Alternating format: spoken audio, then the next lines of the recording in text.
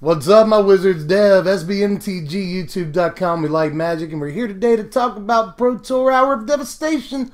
Just happened over the weekend, and despite the top 8, if you're not clued in yet, we'll talk about it in a second. Despite the top 8, I think that there's actually a lot of takeaways from this tournament, a lot to talk about as far as the upcoming meta. So we're going to talk about all that, plus everybody's favorite thing, decks. So let's do that. But before I jump into it, let me gently remind you, dear viewer, that this video is brought to you in part by TCGplayer.com. One of the best things about this Pro Tour, hands down, is that it's one of the most budget Pro Tours in a while. Like, if you take the deck that won the entire thing this weekend and just take 4 cards out and replace them, then the deck is well under $100. It's like a $70 deck if you just replace 4 cards.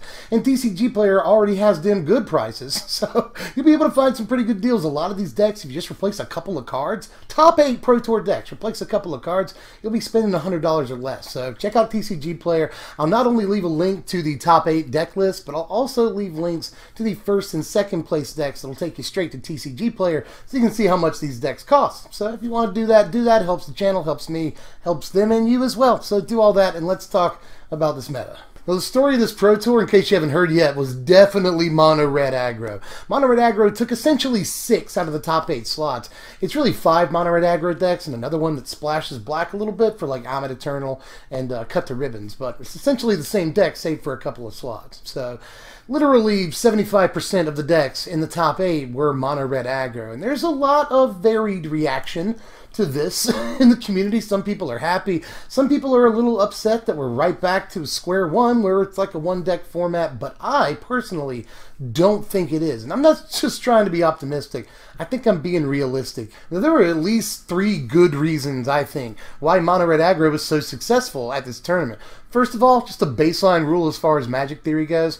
Aggro tends to do pretty well at the beginning of formats, and make no mistake, this is only like the 3rd weekend that Hour of Devastation is standard legal. We're still learning this format, and very fast decks tend to do well at the beginning of formats. They're considered safe.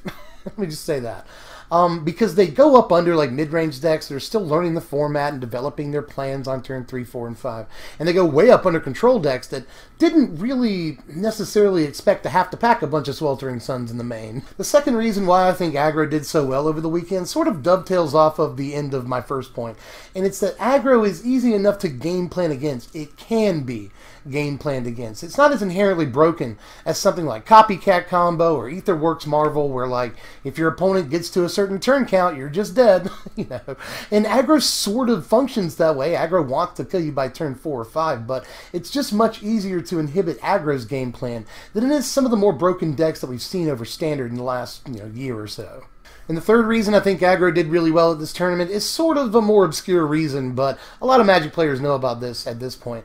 Wizards has recently made the decision to make available fewer and fewer MTGO League results, So for that reason, it's a little harder to solve a meta when you don't have perfect data about it, Data is coming at a relatively slow crawl compared to what we're used to seeing, where you could view League results all day. Well, now, Wizards only makes a few League results available for us to see, so that really slows the solving of the meta, and some people thought that would be a great thing, and I was actually thinking that it might be okay the last few months of the format to sort of more slowly solve the format. I think that the way the community and the internet is at large, at this point, formats do definitely get solved much faster. So I thought this might be a good solution, but instead we've gone in sort of a regressive direction, where instead of trying to solve the format, players are just playing the safest deck.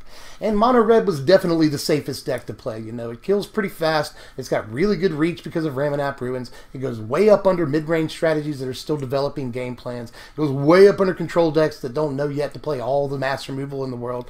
So it's just a really safe deck, And that, the results bore that out. 25% of the field on day 1 was this deck, and it made the cut. 30% of the field the next day was this deck too. So it obviously was safe, and there's a reason it ended up being so well represented in the top 8.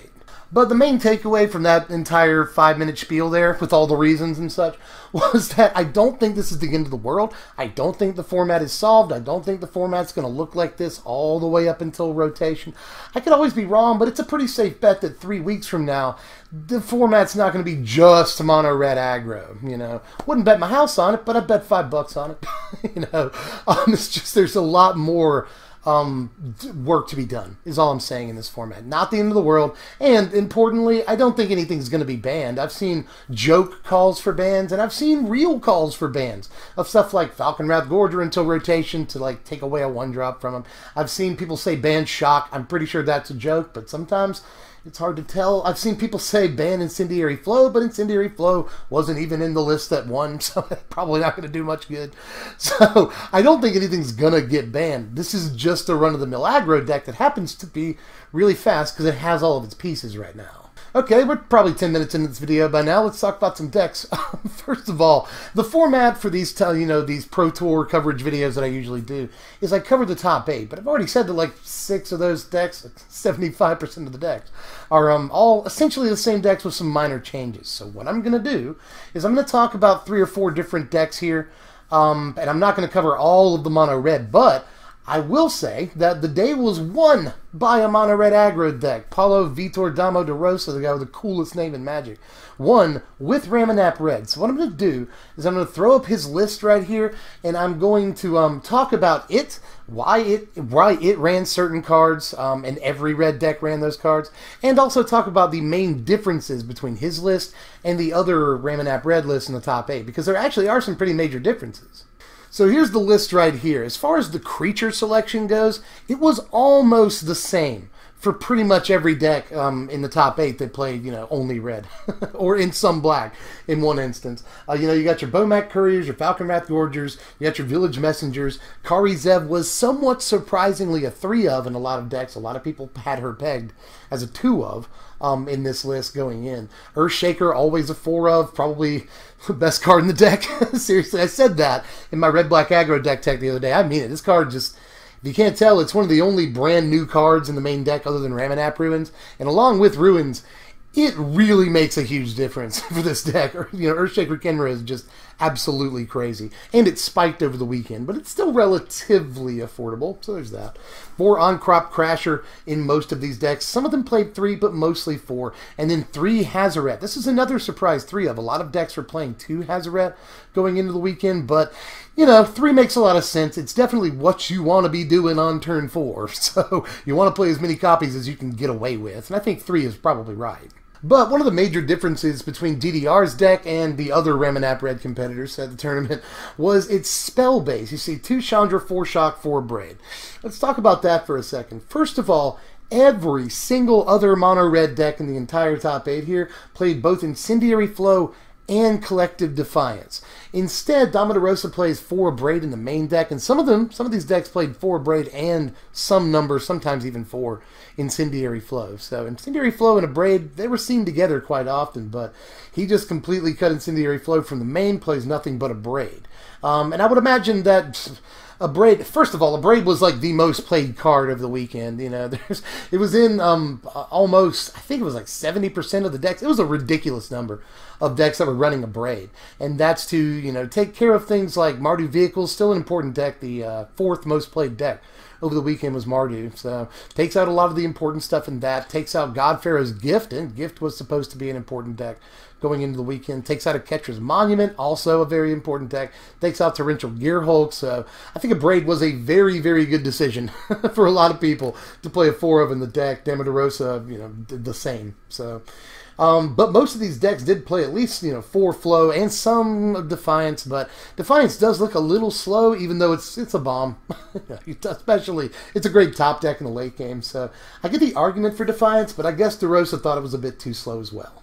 Another interesting item of note here is that the only other player in the top 8 besides DeRosa to play Chandra in the main deck was Seth Manfield, who is also a perennial Pro Tour top 8er. You see Seth Manfield everywhere. But, they were the only players that decided to do that. And whether or not that made the difference, I'm not 100% sure. It's not the conventional wisdom to play Hazaret and Chandra. It seera awkward, but Chandra's just so good against other aggro decks.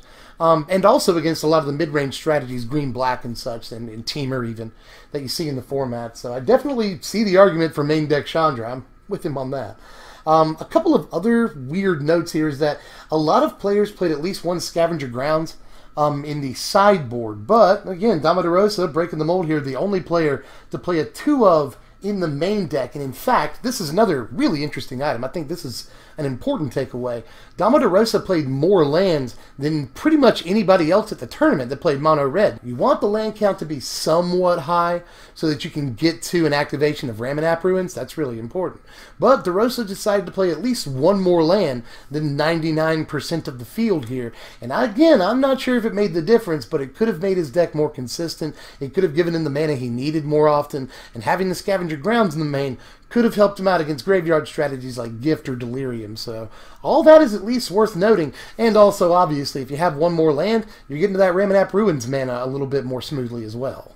And the last main takeaway from DeRosa's version of the deck here is the sideboard. Note that this sideboard looks almost entirely tuned for the mirror, you know, and the mid-range in some ways, but it doesn't seem to have a whole lot of concern for control decks or any sort of combo decks in the format. It doesn't seem to care that much about gifts.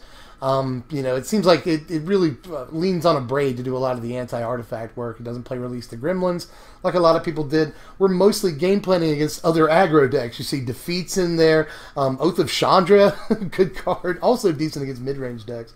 Harvester in there against the aggro matchup. PNA blanks sometimes, blanks other aggro decks at least, you know. Gives you something that can push your guys through or chump block their guys. Just a lot of play against aggro and PM Savage Alliance is a great pick, I think, by the way. 2 Chandras was fairly stocked for sideboards. 2 Sand Strangler, however, was not. You didn't see that a lot. This is another just straight up against aggro kind of card right here. You're playing Desert, you might as well play Stranglers, you know. And then Glorybringer is another pretty stock option for these boards. You'll see that some of them will pack mana in the sideboard. DeRosa just put all of his mana in the main deck, but a lot of them will pack an extra land, sometimes even 2, in the sideboard so they can go up a land or 2 and more easily get to these Chandras and Glorybringers.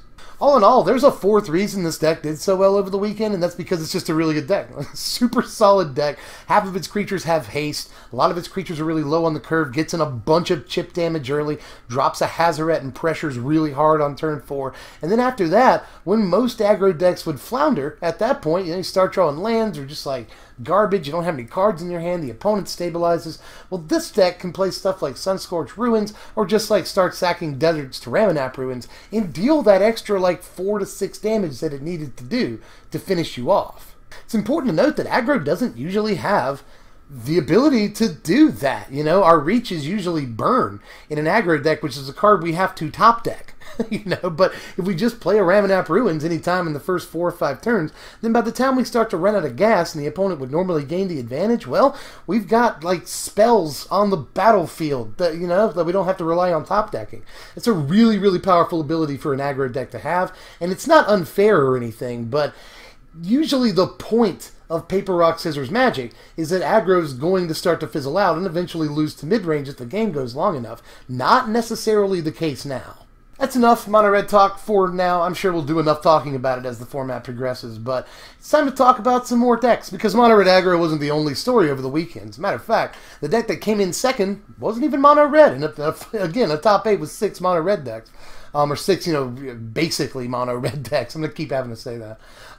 You know, in that top 8, the second place deck was in fact a green-black deck. Sam Pardee, another legendary Magic player, there's a lot of really good Magic players in this top 8, brought old, like, OG green-black Constrictor to the tournament. And looking at the list, you can tell it didn't really add that much from Hour of Devastation. You know, it's just becoming a solid deck, and maybe Pardee decided that there would be a lot of aggro at the tournament. Wasn't necessarily a tough call to make. You know, it's been tearing up what MTGO data we do have. Everyone knew mono red was a dangerous and powerful deck, so not necessarily a surprise that Pardee would game plan against it.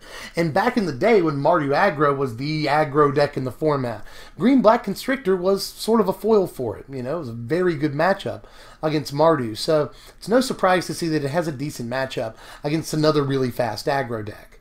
That said, PARDEE has sort of switched some things around from the traditional stock list, including the 2 Kalitas, which is always really good against aggro. That's sort of a dead giveaway right there that he's game planning against aggro in this build, is the main deck 2 of Kalitas. You don't see that every day in this build, although it does synergize pretty well with the Snake in a lot of ways. It's usually relegated to the sideboard, but aggro is so important, and Kalitas just blanks aggro sometimes, you know. It can block, kill a guy, and gain back the life you'd lose from another guy getting through. Just Kalitas is so good in the aggro matchup. But that's not all. You know, Walking Ballista is famously quite good, especially if you have a Snake out against the aggro matchup, and a lot of aggro's creatures are 1 toughness guys. You know, Earthshaker Kinra, 1 toughness guy. Village Messenger for the first couple of turns, 1 toughness guy. Vomak Courier, 1 toughness guy. Falcon Wrath Gorger, 1 toughness guy. So Walking Ballista can just wreck all the creatures in mono red, so it's no surprise to see it here either. Another interesting change from the sort of stock list that green-black aggro usually runs is that this one has no reliance on energy at all. And that's kind of important. You know, it doesn't play Attune with Ether, it doesn't play Long Tusk Cub, which is something the deck nearly always plays. And there's no Ether Hub in the mana base either. So 0 reliance on energy, nothing gives you energy counters in this deck. Instead, Sam is focused a little bit more on a Delirium theme. You know, instead of Attune, we have Traverse the Ulvenwald, which is great. You know, it can find Vertebra's Gearhulks and stuff, or Kalitas late game. That's really good. And it's got Grim Flare, which is always a really good aggro creature that, like, you can play early and then a couple of turns later, it'll just automatically go over everything in mono red. And you can tell that Sam's really confident in his aggro matchup because look at the sideboard. There's really not much in the board against aggro. You know, a couple of things, I guess, but not really. You know, mostly it's against, like, expected control matchups that you're going to have a problem with, you know. You've got Transgress the Mind in there against control, and some mid-range applies there, too. But I still think a lot of this is slanted towards control. You know, you've got Dispossess in there, which, yeah, can hit Okettra's Monument, can hit, you know, Godfarrow's Gift and completely screw that deck, but it's probably mostly in there to hit Torrential Gearhulks and completely screw that deck. There's also Doomfall in there, which, yes, works against Bristling Hydra, but again, works really well against Gearhulks, and sometimes can just rip a card out of Control's hand. Tireless Tracker is always great against Control. We've already got 3 copies in the main. We'll finish off the playset. And then Gonti is another card that's incredible against the Control matchup. So you can tell that he's sweating the blue-red Control match a little bit, and he's dedicated most of his sideboard slots to that. But that just goes to show you how confident he is against the aggro matchup. Of course, he came in second to a mono-red aggro deck, but he beat a lot of mono red on the path to that. Believe it or not, there were actually more decks in the top 8 that weren't mono red. So let's take a look real quick at Yusuke Sasabe's mono black zombies list. And this is probably going to be a pretty brief glimpse of this deck because honestly, it hasn't changed anything in the last like 6 months or so. We've been looking at this deck for a while now.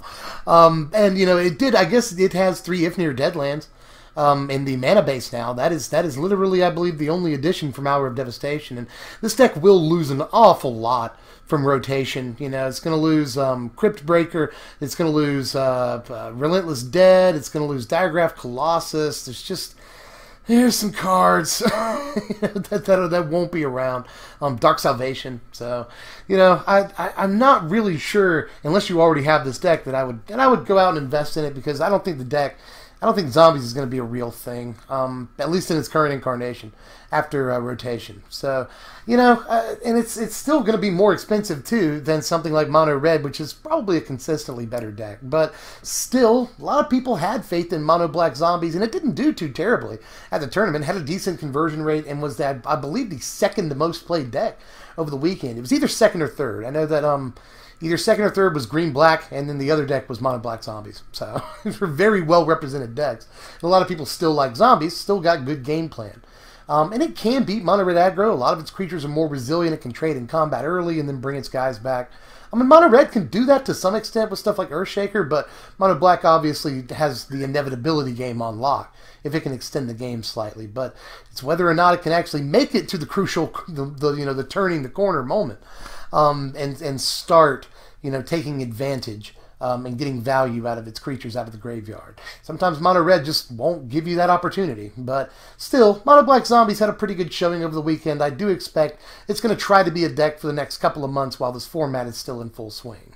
But now let's talk about some decks that didn't quite make the top 8. A lot of them still performed somewhat admirably. You know, there are a lot of decks. You wouldn't know to see it, but there are a fair amount of decks at the tournament. You know, 25% seems like a lot of the field. That's the amount of people that were playing some version of mono red aggro or another. But, you know, a while back it was like 35% of the field was Mardu aggro. There was a point where 30-some-odd% of the field was Aetherworks Marvel. 30-some-odd% of the field was Copycat at one point or another. So 25% of the field actually makes for a relatively healthy format, because that means that 75% of the field were other decks, you know.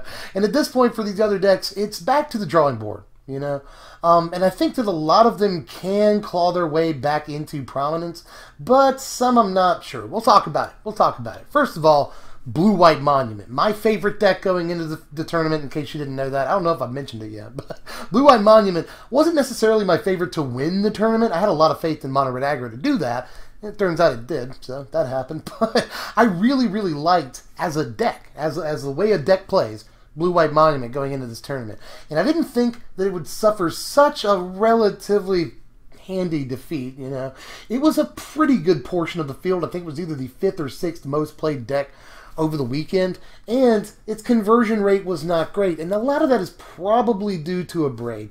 If you cut its monument out from under it, the deck is just sort of a substandard blue-white aggro tempo deck thing, you know. Like, it's still got Spell Queller, it's still got Selfless Spirit, it's still got some important stuff that can, you know, do some work for it, but if it doesn't have its monument, it just doesn't have any explosiveness, it doesn't have any of its best plays. So everyone playing main deck of braid sort of really, really hurts a deck like Blue-White Monument. And honestly, that was a story with a lot of important decks. For instance, Blue-White Gift. Let me go over this again real quick. Blue-White Gifts is a deck that's been slowly gaining steam. There's a list. I put a list up of it relatively early in the format, but the list everyone's been playing over the last couple of weeks does not look anything like my list. Don't trust me, trust these people. But it's probably back to the drawing board for that deck. Although this one, I'm not sure I have a whole lot of confidence in either, because it relies on an artifact. Like, it straight up relies on essentially 2 artifacts, but one way more so than the other, and usually only plays 1 to 2 or 3 copies at the very most of Godfarer's Gift. And again, everyone playing main deck of Braid really screws up that game plan, you know.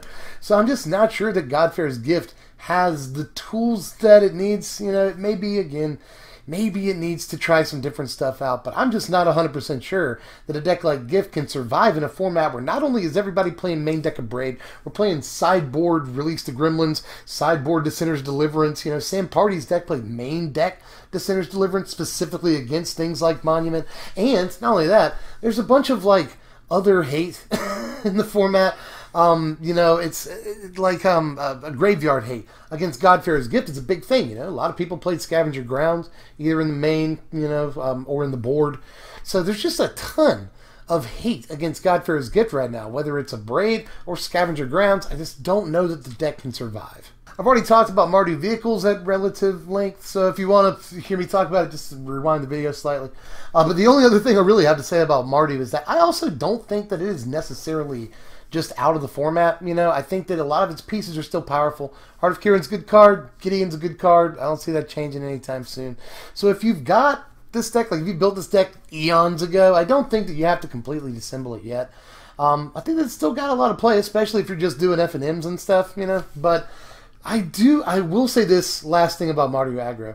I think that the whole point of Mardu Aggro is that it is a really good aggro deck. You know, it's fairly fast, it's got really good early game plays, and it's got a decent mid-range plan. Well, same thing goes for mono red aggro at this point. It's a really fast deck, it's even lower to the ground than Mardu, and it's got a mid-range plan out of its sideboard, but it's way more consistent than Mardu. It doesn't play 3 freaking colors. So, you know, it just looks like mono red is the de facto better aggro deck. Why spend a bunch of money and have inconsistent mana on this deck when you could spend half the money and have way more consistent mana in mono red aggro? So if anything keeps Mardu out, it's probably that. Another deck that was sort of tier 2 over the weekend, you know, or going into the weekend at least, but was still an important deck in the format and has been posting results the first couple of weeks, is Temur Energy, which honestly, pound for pound, not a terrible performance over the weekend. You know, it still did okay, considering not a whole lot of people played the deck. You know, it wasn't in the top 5 or 6 most played decks, and yet it still made the cut to day 2. More so than a lot of the other decks did statistically. Statistically speaking, decent conversion rate. So I don't think Teamer's done, and I think it's got some pretty good tools. A card like Bristling Hydra looks decent in the aggro matchup because it's a fairly low drop, especially on the play. Seems like it's pretty good against a lot of aggro smaller guys, you know, just eats them. So that seems okay, and it's good against the control matchup too, because it just like can't be removed very easily at least. So I think that Teamer energy looks okay. Maybe it needs a little bit more focus. I can even see like the decks that still play the main deck 1 or 2 of negate. Maybe just, you know, let's focus a little bit more on threats, which I think the deck has already been moving towards. A lot of versions of this deck are just straight up mid-range. We play creatures on curve decks, but you know, maybe we'll play more removal. I could see that. You know, prioritize red removal a little bit more. I just think that Teamer has a lot of directions it can go in, and it's probably not completely out yet. It may be down, but I don't think the deck's done. I think the deck has a lot of potential in this format. And blue-red control. I've already talked about this deck a little bit too, but I'll add a couple of things here. First of all, just to reiterate, I don't think that blue-red control is dead either, even though it had a rough weekend, man. Like there were a fair amount of people playing blue-red too. Some people were on blue-red, but I think some people were also scared off of playing blue-red because aggro is such a force, and we knew that going in, you know. And aggro, especially fast aggro, traditionally beats control. That's the conventional wisdom as far as, again, the paper, rock, scissors game of Magic, is that aggro beats control, control beats mid-range, mid-range beats aggro. So I think that a lot of people were a little scared to play control at this tournament. So with that being said, it wasn't incredibly well represented, but it was a deck that a lot of people were excited about. And honestly, I think it can adjust. That's what control does best, is adjust to the meta. You know, that's why control is usually an important deck at the end of metas, if control is going to be a thing. That's because it's had plenty of time to get perfect information. It's had time to figure out what the format is, what creatures are playing, and in turn what cards it needs to play to counter those other strategies. So maybe you know, control just needs a little bit more time to figure things out. We'll play more Sweltering Suns. We'll figure it out. I don't know if that's the answer. I keep saying it, but I don't know if that's the answer, but it's probably a start. So I think control can adjust because control adjusts. That's the beauty of control.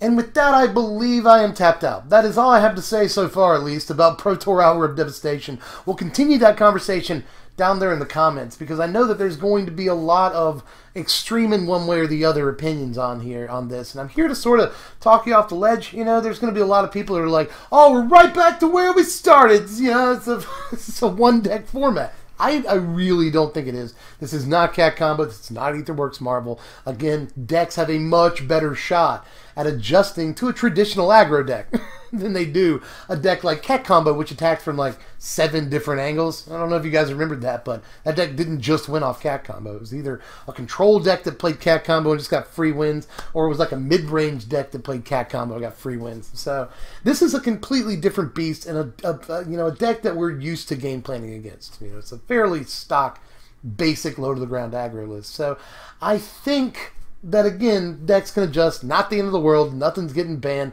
And it's not the kind of thing where you have to, like, ask for Wizard's head. I really don't think it is. I think there are answers. Lots and lots of answers. The format's probably not going to look like this next month. But real quick, what are we doing next time I see your faces? Or really, you see mine. I don't know what any of you look like. But in any case, I'm putting myself out there. What are we doing next time? Last time I gave you a choice between Mono Black Midrange and Green Stompy, and everyone wants Stompy. There were like 7 or 8 people in that comment section that wanted Mono Black. It's an interesting deck, but the vast majority of you wanted to see Stompy, so that's what you're going to get probably on Wednesday morning, if I had to peg a time. But for now, just do all the YouTube stuff. Like the video if you enjoyed it. Follow us on Twitter at SBMTGDev. Support us on Patreon if you're super cool at patreon.com/SBMTG. And don't forget to click the links in the description to take you to the top 2 decks. Again, you remove a couple of cards, these decks are actually super cheap, especially the mono red deck. So keep all that in mind. Click the links, do the YouTube stuff, and I'll see you cats next time. I'm Dev from SBMTG. Thanks for watching, my wizards.